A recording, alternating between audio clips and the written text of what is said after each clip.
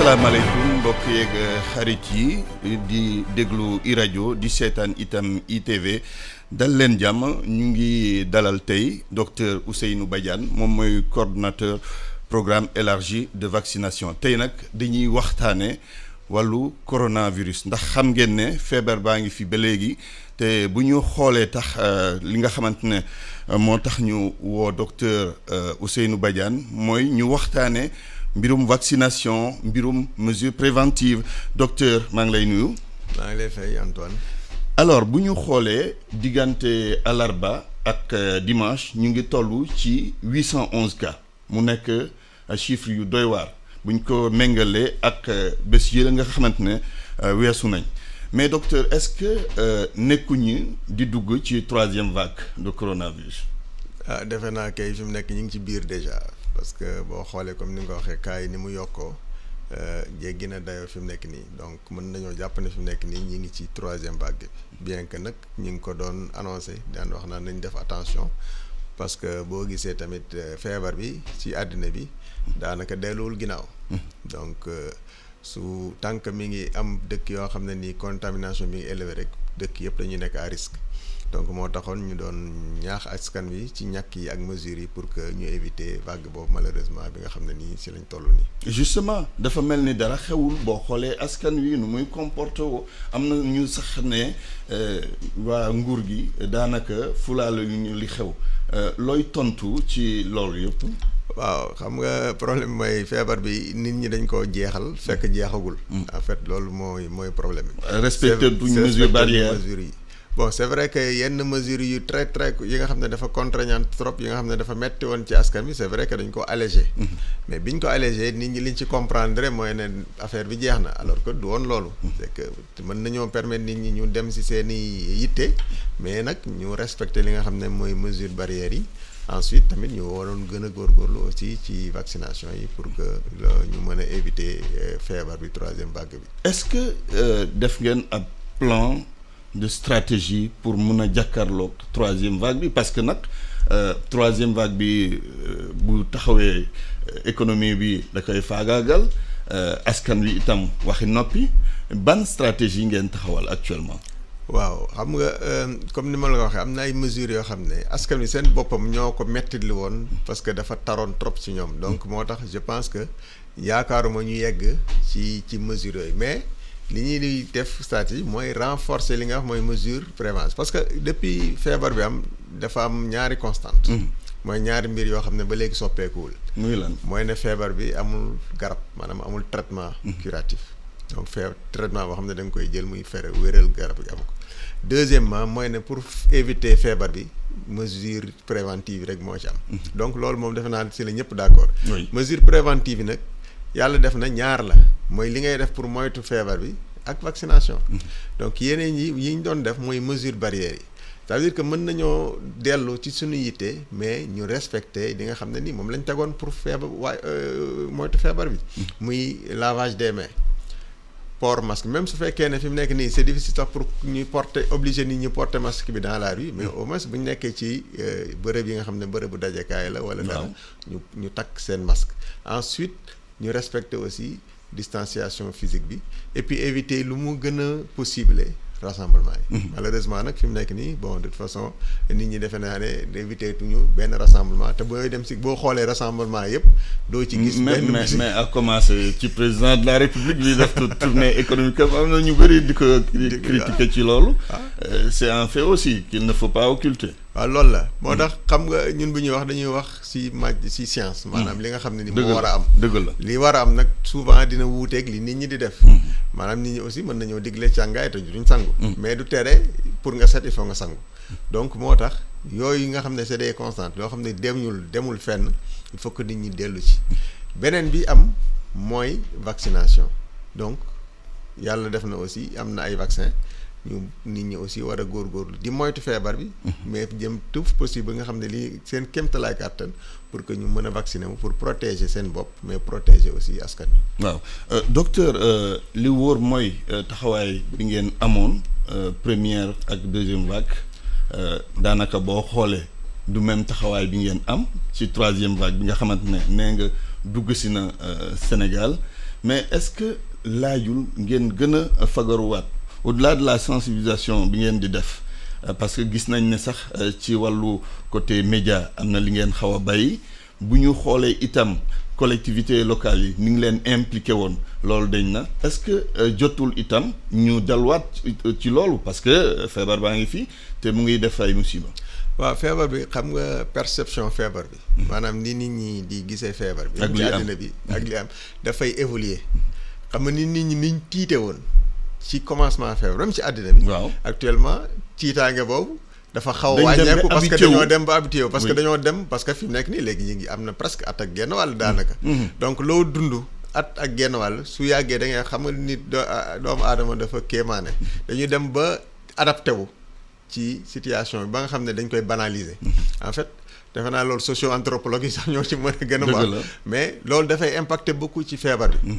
et puis aussi loo xam ne dafa ñëw. toog te kenn xamul kañ lay dem aussi nit ñi aussi. dañuy jéem a fexe ni ñuy dundee ak moom. mooy li ma la ko wax c'est que c'est pas du lu bon en tant que tel mais nit ñuy dundee ak moom aussi dañoo war a fexe ba bu mu ñu lor. donc moo tax ma ne mesures yi nga xam ne restrict yi nga defoon moo gis confinement daanaka dëkk yi ngay déggati confinement sax léegi bareetul.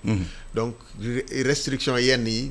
peuple bi ci boppam boo deful nag ñoom ñooy révolté wu même di gis nga ko même en Europe ñuy manifester pour loolu donc il faut que ñu def li ñuy wax preuve d'intelligence maanaam fexe ba nga xam ne dinañ optimiser maanaam def lépp suñu kéemtalaay kàttan pour moytu feebar bi mais aussi permettre nit ñi aussi ñu am vie dund goo xam ne dina xaw a normal loolu mooy difficulté bi fi mu nekk nii mais soo gisee keroog rek ministre bi woot si boppam woote waat na beneen réunion CNG pour gën a ñaax nit ñi pour que action yi ñu doon def ñu gën koo yokk pour feebar maanaam implication bi wàññeekuwul énergie bi moo wàññeeku yéen seen énergie. non même du énergie askan wi c'est-à-dire que xeex bi moo yàgg.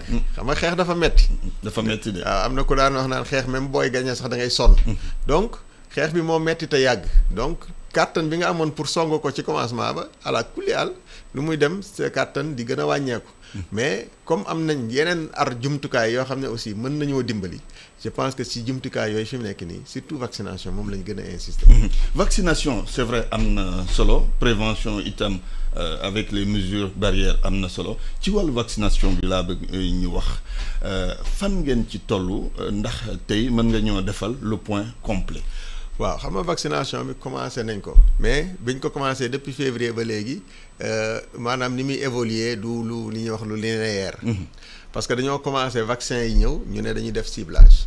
donc parce que personnes âgées yi ñoo xam ne dañuy dund ak yenn feebar yi. voilà parce que ñëpp xamoon nañ ne vaccin yi du doy. man je me rappelle bi vaccin yi di ñëw coow li bari ñi naan dinañ vacciné wu du ñu vacciné wu mosoon naa wax ne. nekkul ne ku bëgg a vacciné wu rek di nga vacciné wu. parce que vaccin yi doyul ci àddina bi. donc bi ñu defee loolu premier vacciné personnel bi ci premier mooy dose Sinopharm yi nga xam ne moom lañ njëkkoon a jël donc ñu déroulé. loolu les 300 000 doses 200 000 doses 200 000. donc loolu mu nekkoon loo xam ne nit ñi dañ ko songoon ak doole. balaa 200 000 yooyu doses yooyu di jeex ñu jël vaccin AstraZeneca bi dugg si bi mu dugg see tamit ñi ñu song vaccin yi ak doole. mais quelques jours après rek coowul effet secondaire AstraZeneca yi commencé. nit ñi dellu ginnaaw même ñu bari ñu inscrire woon pour vacciner wu sax ñu woo leen. ñu bañ a ñëw vacciner mais terewul ñu continuer ñi nga xam ne ñi ngi doon bëgg a vacciner ñu leen di vacciner weeru koor bi ñëw weeru koor bi aussi bi mu ñëwee ralentir mbir mi mais bi weeru koor bi di jeex taseeg tamit coowu AstraZeneca bi di jeex vaccin yi aussi commencé jeex nit ñi aussi songaat vaccination bi heureusement ñu amaat yeneen dotation mais bi troisième vague bi ñëwee bi ñu gis nii mooy ne nit ñi dañoo ak doole vaccination dañ songaat vaccin bi ba nga xam ne fi mu nekk nii war nañ toll ci bërëbu ñàkkukaay yu bari sax 500 000 ñu ngi ci 550 000 personnes vaccinées. première dose 200 000 yoo xam ne jël nañ ñaari doses yëpp mais actuellement il faut le reconnaître dafa am li ñuy wax tension sur stock yi maanaam vaccin yi fi mu nekk nii day waaj a jeex ba bërëbu ñàkkukaay yu bari tey Dakar surtout Dakar. boo fa demee dañ naan la vaccin bi am. depuis le début ñaata ngeen recevoir ci ay doses bu ñu defee total bi. waaw bi ñu defee total parce que booy xool dañoo njëkk a recevoir 200 000 doses Sinopharm après COVAX jox ñu 324 000 doses. Union africaine may ñu 90 000 doses. Inde may ñu 25 000 doses donc booy xool après temps yi ñu recevoir à 300 000 doses Sinopharm.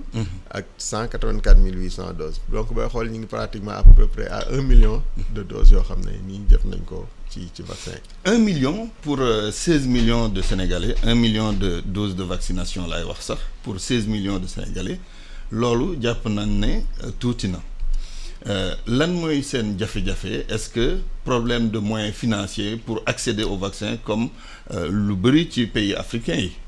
lan mooy seen jafe-jafe fondamental. xam nga loolu du lu ñu bett. parce que loolu lu ñu xamoon la depuis le début mooy li ma la wax ni commencement bi. xamoon nañ ne vaccin lii am ci àddina bi du permettre nit ñi ñu vacciner en 2021 donc suñu mbébét bi ñuy defee projection yi moo doon vacciner 20% de la population balaa fin d'année bi actuellement booy xool ñi ngi ci moins de 7% ci population adulte bi. loolu li ko waral mooy ne production vaccin ci boppam moo doyul ci àddina bi am sa xaalis fi mu nekk nii taxul nga am vaccin parce que doo ko gis initiative COVAX mi nga xam ne moom lañ OMS tëraloon pour permettre pays yi ñu accéder ci vaccin yi defoon ci jéego yu bari moo ñu permettre woon ñu am première dose yi. initiative COVAX boobu dafa signé woon contrat ak li ñuy wax Serum Institute of India maanaam mooy firme bi nga xam ne moo ëpp lu muy defar vaccin ci àddina bi te moom la Astra joxoon licence pour muy produire AstraZeneca bi pour COVAX bu mu commencé produire moom lañ jox dose yooyu mais quelque temps après parce que dañoo waroon ñu jox 1 million presque 1 million 100 000 doses au mois de mai. balaa fin d'année bi li ñu waroon jox yëpp waroon na wot 8 millions pratiquement de doses. mais boo gisee après vague bi ñëw Inde mu. vague bu am doole. moo bloqué loolu situation. Inde ne moom vaccin yi dootul génn dëkkam. parce que aussi bala ngaa laax jaay. laax lekk. donc bi mu bloqué loolu tamit initiative yi fi mu nekk ni dafa bloqué. donc du Sénégal rek moo nekk ci situation boobu mais dëkk yi néew doole yëpp te produire ñu vaccin pratiquement ci situation boobu lañ nekk actuellement teew nag Sénégal mi ngi def yeneen jéego. de manière parallèle. oui donc si initiative Union africaine. justement def si Chine. def yeneen dëkk yi pour mën a am vaccin mais ñi ngi ci. oui mais boo gisee Union africaine par exemple war nañu jox 5 millions de doses de Johnson Johnson. mais li ñu wax mooy ne peut-être si mois d'août bi lay doon donc mooy date prévisionnelle bi. mais ba léegi amagul confirmation. donc mooy wane jafe-jafe bi nga xam ne même ñi nga xam ne yor nañ seen xaalis sax. pour am si vaccin yooyu te amuñu dëkk yi nga xam ne nii nekkul na ñoom ñooy produire vaccin yi. ak ñi nga xam ne dañoo investiroon ci recherche bi pour que jënd vaccin bi daal laataa vaccin bi am parce que tamit il faut le reconnaître. dafa am dëkk yoo xam ne dañoo jëndoon vaccin bi avant même que vaccin di am. ça veut dire que ñi ngi def recherche pour trouver vaccin ñu jël seen xaalis jox leen ne leen dans tous les cas boo leen trouver vaccin ñun jënd nañ ko. donc su dul pays yooyu ñi si des ñëpp dañoo nekk en difficulté. waaw booy xool dans la sous-région. dëkk yëpp pratiquement comme Sénégal. ñun suñu cas am nañ Institut Pasteur am nañ IRESSEF waxoon nañ ne sax Sénégal mu ngi ci recherche bu avancée pour trouver vaccin contre Covid fan lañ ci toll.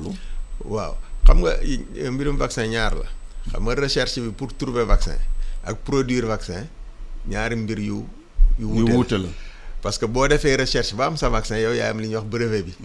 boobu sa vaccin la yow yaa koy produire ni mu la neexee mais boo yeggul foofu tamit mën nga kuy trouver jox la brevet bi yow nga produire defe naa ci loolu lañ nekk nii ak Institut Pasteur. di xool parce que Institut Pasteur am na capacité de production. mais Sénégal defuñu recherche pour trouver vaccin fi mu nekk nii. brevet bi lañ amagul ak trouver vaccin. waaw léegi nag fi mu nekk li gën a gaaw mooy am brevet parce que déjà am na vaccin yu am. donc yooyu boo ci amee benn brevet mën nga yow ngay produire localement et puis Institut Pasteur bu produire localement mën na jox Sénégal mais aussi sax dëkk yi nga xam ne nii ñoo ñu wër ci Afrique de l'Ouest aussi mën na leen. mën a couvrir donc ci loolu lañ ci toll. am na ki ma mos a laaj ne est-ce que boo jëlee première dose AstraZeneca mun nga jël deuxième dose beneen type de vaccin mooy Sinopharm par exemple. waaw est-ce que mën na nekk. waaw mais fi mu nekk nii OMS maanaam organisation mondiale de la santé recommandé wul lool parce que comme vaccin yu bees la. donc li ñu recommandé mooy vaccin boo jël. nga jël ko deuxième dose parce que ku nekk tamit bi ñu lay approuvé dañ la approuvé ci 2 doses yooyu par exemple boo jëlee AstraZeneca dañ ne boo jëlee 2 doses ci intervalle bi nga xam ne moom lañ la ko wax di nga am protection tant contre forme simple yi ak 100% contre forme sévère yi mais bu fekkee da ngaa mélanger ñaari vaccin yi donc su amee problème wala efficacité bi amul doo mën a incriminer beneen vaccin bi mais sur le plan scientifique amul rien ne si oppose maanaam dara terewu ko booy gis pays développé yi am na si ñoo xam ne dañoo commencé woon AstraZeneca continuer ak Moderna wala Pfizer donc loolu tamit lu mën a nekk la mais amaguñ ay directives claires yoo xam ne mi ngi dem si sens boobu mais sur le plan scientifique vraiment amagul loo xam ne nii da ciy opposé docteur ci wàllu qualité vaccin yi parce que gis nañ ne AstraZeneca bokk na ci vaccin yi nga xamante moom la ñu gën a critiquer mais qualité vaccin yi bëggoon naa nga dellu si nga wax ñu vaccin bi lu ci nekk ak lu ci nekkul. waaw AstraZeneca kenn critiqué wu ko par rapport ak. qualité efficacité gi li ñu ko def critiqué mooy ay potentiel. maanaam li ñu ko doon jiiñ ay effets secondaires yoo xam ne ba léegi. ça reste à prouver maanaam ba léegi ñu ngi koy jiiñ mais kenn ñu ngi koy tuumaal mais kenn indiwugul preuve formelle bu wane ne li ñu koy tuumaal loolu la te AstraZeneca dafa bokk ci vaccin yi nga xam ne li ñuy wax efficience. maanaam boo jëlee rapport li muy jar ak efficacité bi. moom moo gën a am rapport efficience ci vaccin yi yëpp. parce que moom moo am presque efficacité buy xaw a tolloog vaccin yu bees ci ARN yi. mais aussi di jar 5 fois moins cher. donc vaccin bu baax la donc vaccin boobu dañuy wax vaccin vecteur viral boo xoolee AstraZeneca ni ñu ko defaree. moom ak ni ñu defaree vaccin Sputnik.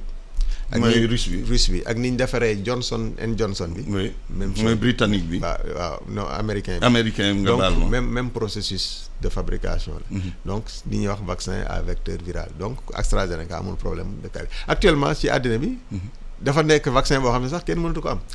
te boo gisee li ñu koy critiquer Union européenne ñaata yoon la ñu porter plainte laboratoire bi. pour que mu obligé ko pour mu livrer leen vaccin yi mu leen doon jox donc ça veut dire que du vaccin boo xam ne nii vaccin bu ñàkk fayda la wala bu ñàkk solo la actuellement nii ñun fi mu nekk nii ñi ngi koy wër fu nekk mais mënaguñ ko AstraZeneca voilà léegi bu ñu doon def cartographie vaccination contre Covid bëggoon naa xam zone bi nga xam ne foofu ngeen ëpp fi ngeen vacciné ak les zones les plus réticentes ak yan motuwaay ngeen jël pour convaincre population yi nekk zone yoo xamante ne dañ xaw a réticente. waaw booy xool vaccination bi tolloowul ci région yi par exemple soo jëlee population bi li ma la wax adulte Sénégal yi ñu ngi presque si 7% téeméer boo jël. juróom-ñaar. mais boo jëmee Dakar ñi ngi ci téeméer boo jël ëpp na fukk ak ñaar région bu mel ni Thiès ak Saint-Louis ak Dakar ñoom ñooy région yi nga xam ne ñoo ëpp. lu ñu vacciné. mais booy xool aussi te ñoo ëpp ay cas itam. non parce que tamit loolu la ci jiyee li ma la waxoon. perception nit ñi am feebar bi. maanaam ñiy gis feebar bi tous les jours mu leen di menacer ñoom ñooy gën a gaaw bëgg a ñàkku.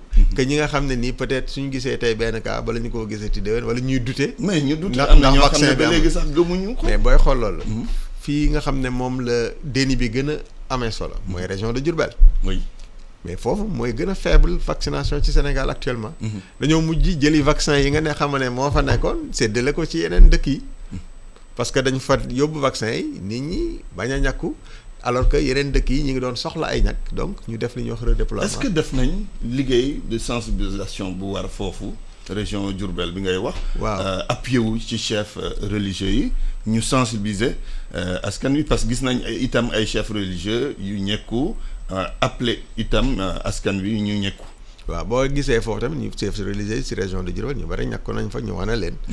mais bi ñu gisee ne loolu tamit am na sooxe le ministre bi waxoon ne région bu nekk na def plan de communication. maanaam décliner ay stratégies yi nga xam ne moom la war a defar pour que région bu nekk parce que am na loo xam ne du communication de masse bi moo koy régler.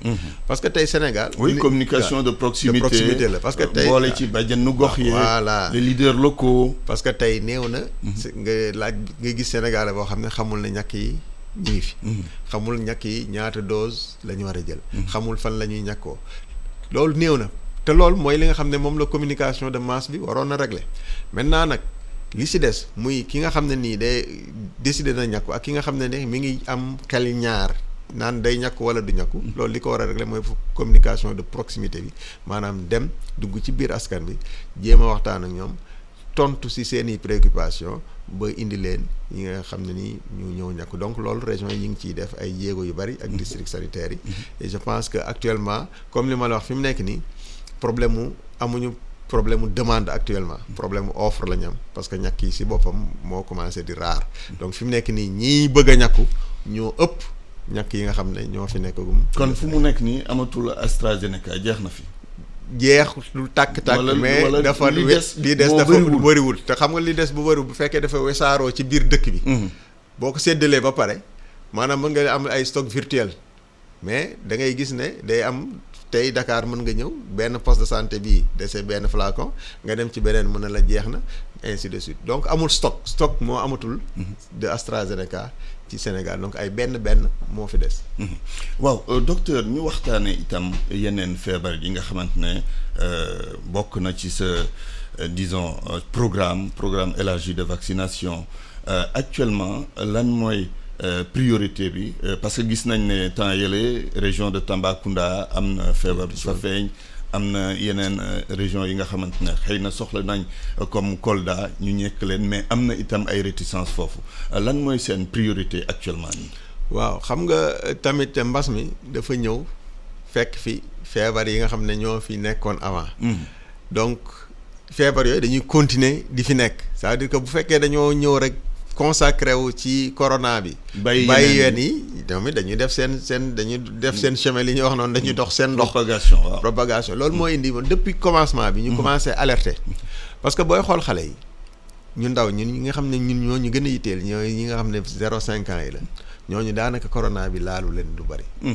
mais feebar yi nga xam ne ñi ngi fi nekkoon di leen faagaagal mais yooyu ñi ngi fi léegi ñun bu dee mag ñi dañoo ne donc corona bi ñëw na rek ñun ñu focaliser ci corona bi sàggane vaccination xale yooyu li muy indi mooy ay épidémies yoo xam ne disparaître woon nañu commencé réapparaître. wax nañu fi fièvre jaune sax. région de Tamba fièvre jaune amoon na fi Tamba. ba ñu dem ba def li ñuy wax riposte vaccinale dem ñàkki ci condition nag yu difficile parce que temps yii ci biir diggi pandémie bi la donc temps yii mooy bi nga xam ne sax ci la rumeur yi ci vaccination bi ñëw ñu naan non nag bëgguñu dañoo bëgg a làqatu. pour nax nit ñi vacciner leen alors que. ainsi de suite mais macha allah bi ñu demee ak. engagement autorité yi fa nekk engagement population bi quand même on a réussi ñi nga xam ne ñàkk nañ ci ñu bari ci ñoom ñoo xam ne fièvre jaune ba fi mu nekk nii amatuñ fa benn cas. et yaakaar nañ ne aussi ñi ngi xool fii ak nawet bi parce que comme yooyee koy joxe aussi nawet bi yooyu dañuy gën a bari yaakaar nañ ne comme vacciné nañ leen di ci ëpp donc foofu dina fay. am nañ fi yeneen épidémie temps yi nga gis ñu wax polio. boo xam ne gëjoon na fi aussi loolu lépp li ko indi aussi sàgganee ñàkku xale yi aussi ci la donc moo tax ñuy ñaax askan wi. ñu gën a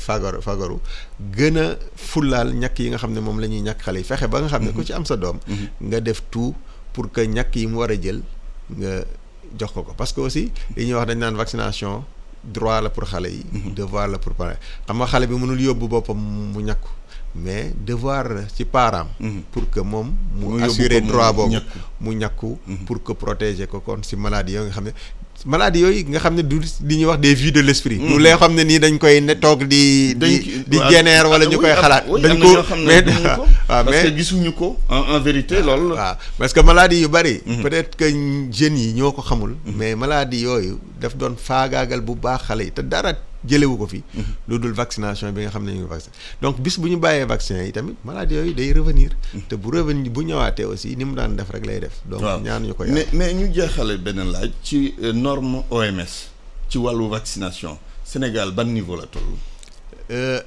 norme OMS si vaccination fi mu nekk nii dañ ne pays bu nekk normalement da war nga am au moins 90% de couverture vaccinale ci antigènes yëpp sooy xool ñun antigènes yi nga xam ne mooy vaccin yi nga xam ne moom la ñuy jël comme traceur maanaam moom la ñuy jël comme baromètre muy li ñuy wax Penta 3 ak rougeole Sénégal atteindre na objectif boobu donc mi ngi bokk ci pays africains yi nga xam ne nii ñoom ñoo gën a avancé ci wàllu ñàkk ci Afrique donc mais ñàkk résultat boobu du acquis parce que lu tax du acquis mooy ne vaccination nekkul ne da ngay vacciner rek am 90% nga croiser les bras mais vaccination li ñuy wax cohorte renouvelée maanaam at bu jot day am ñuy juddu nga war leen a ñàkk maanaam tey bu ñu nee 2019 Sénégal atteindre na objectif boobu 2020 booy commencé zéro ngay commencé waat ça veut dire que pour nga atteindre objectif 2019 il faut que nga def lu ëpp li nga defoon 2019 pour mën a am même performance que 2019 parce que bu deekee ne junni xale nga ñàkkoon daaw ak progression démographique bi ren di nga war a nag ñàkk junneeg téeméer donc boo defee même effort yi nga defoon ka daaw da ngay am résultat bu gën a suufe que li nga amoon daaw donc il faut nga def lu toll ni li nga defoon daaw ak loo ci yokk pour mën a am sax résultat bi nga tolloon daaw waxuma laak nag pour nga dépasser ko donc moo tax loolu nekk loo xam ne lu difficile la parce que résultat boo am rek ci at mi la beneen at da ngay recommencer à zéro. jërëjëf docteur yaa nekkoon suñu gan tey jile ñuy waxtaane wàllu coronavirus ak vaccination mu nekk sujet bu am solo parce que gis nañ ne Covid bi mu ngi fii te mu ngi def ay jéego yal nañu yàlla musal ci première vague beeg dem na deuxième vague bi dem na troisième vague bi la ñuy waxati kay xanaa nag dinañ fagaru def lépp respecter les gestes barrières ak dem ñekku ji fii la ñuy yem tey jile ak suñu gan bi mu nekkoon docteur Ousseynou Badiane coordonnateur du programme élargi de vaccination maa ngi leen di gërëm di leen sant.